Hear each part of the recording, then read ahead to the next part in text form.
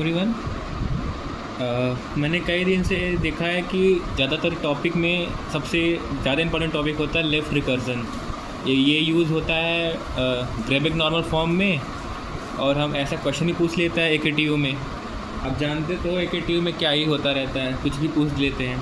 तो 2 नंबर में कभी ये सवाल बन जाता है कि how to remove left recursion. तो पहले हम इसका डेफिनेशन देख लेते हैं, ये लेफ़्ट रिकर्जन होता क्या है। जैसे इसका डेफिनेशन अगर हम लिखना चाहें तो हम लिख सकते हैं ए डिराइविंग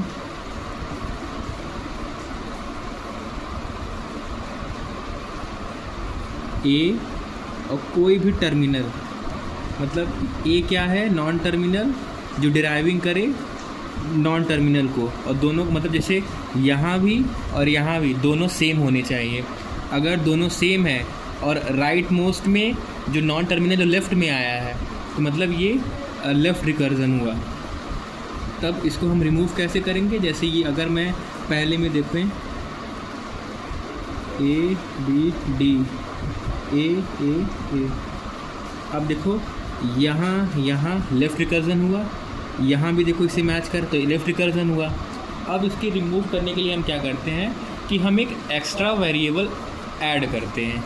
जैसे कि पहले हम क्या करेंगे कि जो ये चीज़ है इसको कांस्टेंट कर देंगे और ये चीज़ कांस्टेंट कर देंगे। उसके बाद क्या करेंगे कि ए डिराइविंग, पहले जो जिसमें वेरिएबल नहीं है उसको लिखेंगे ए, फिर जो वेरिएबल नया ऐड करना है उसको लिखेंगे ए डैश। ठीक, अब इसके बाद क्या करेंगे, इसका अब जितने जो हमने बचाया था कि ये मतलब अभी फिक्स रखेंगे, अब उसको डिराइव करने के लिए हम ए डैश को डिफ़ाइन करेंगे। ए डैश वो है जिसको हम नया वेरिएबल ऐड किए, तो ए डैश क्या होगा, जो वेरिएबल बचा हुआ है, मतलब जो ए को हटा के जो वेरिएबल और नॉन टर्मिनल बचे हुए हैं उनको लिखेंगे।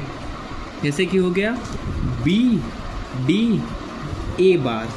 ठीक, अब इसका लिखेंगे, इसका क्या बचा था, ए बचा था, फिर इसमें ये लगा देंगे, जो वेरिएबल यहाँ रहेगा इसको यहाँ लगा देंगे उससे राइट में। फिर लास्ट में हमें क्या करते हैं कि कंडीशन को मैनेज करने के लिए लास्ट में अपसाइलन लगाते हैं। तो पूरा मिला के लेफ़्ट रिकर्जन ऐसे इस तरह से हटाया जाता है और इसी का 2 मार्क्स हो जाता है। अगर आप इसको स्टेप में दिखाना चाहते हैं तो पहले आप डेफिनेशन दिखा लीजिए, फिर उसके बाद ये चीज़ वैल्यू ऐड कर ये वैल्यू निकाल लीजिए। अब हम इसको यूज़ कर सकते हैं GNF फॉर्म में, जो कभी कभी पूछता है कि हाउ टू कन्वर्ट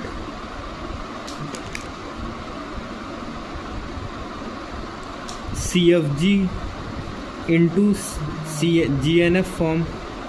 ये होते हैं ग्रेबिक नॉर्मल फॉर्म, जिसमें हम यूनिट प्रोडक्शन को हटाते हैं, नल प्रोडक्शन को हटाते हैं पहले, और यूजर्स वेरिएबल को हटाते हैं। उसके बाद हम क्या करते हैं, उसमें जो नए जो वेरिएबल्स होते हैं उनको रीइंट्रोड्यूस कर। इसको समझाने के लिए मुझे एक अलग वीडियो बनानी पड़ेगी, वरना ये तो ज़्यादा बड़ा वीडियो बन जाएगा। तो इसके लिए थैंक यू।